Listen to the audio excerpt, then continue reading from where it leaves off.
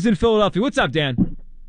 Hey, what's going on? First of all, I want to say happy Thanksgiving to everybody at WIP and all the listeners, man. Well, Dan, we appreciate that, man. What are you thinking here? Were we too hard on him? Were we wrong about Sirianni and the staff?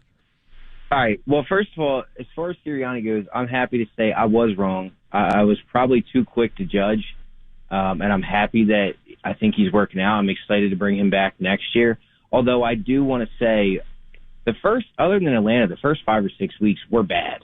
Like, I don't blame anybody for jumping on him because it wasn't so much that we were losing. For me, it was like all the penalties, the worst penalized team in football. We weren't disciplined. The play calling, I mean, we had first and goal from the 1 and called 3 consecutive passes. Like, there was a point where it was justifiably bad. Terrible. It was, it was. I mean, you're right about the penalties. Like, they were taking touchdowns off the board with those penalties. It was ridiculous. That's what I mean. Like, I'm glad. Like, we should have been more patient. He's developing as a play caller, and he's calling the offense better. But again, it was a point there where it was just really bad football. Really bad. And you know what? That's why we reacted, right? What's we're going to do? We're fans. We react to it. I just think you look back now, though, they were playing some good teams. This team's pretty young. It kind of makes sense now they struggled in retrospect.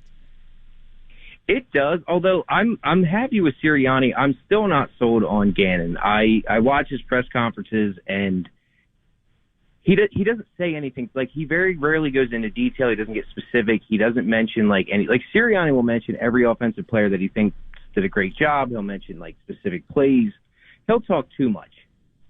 Gannon, I just feel like he gives us nothing, almost to the point where it's like he's giving a presentation on a game he didn't watch. Well, you're right that he doesn't like to give much. He's pretty reserved. Dan, I appreciate the phone call.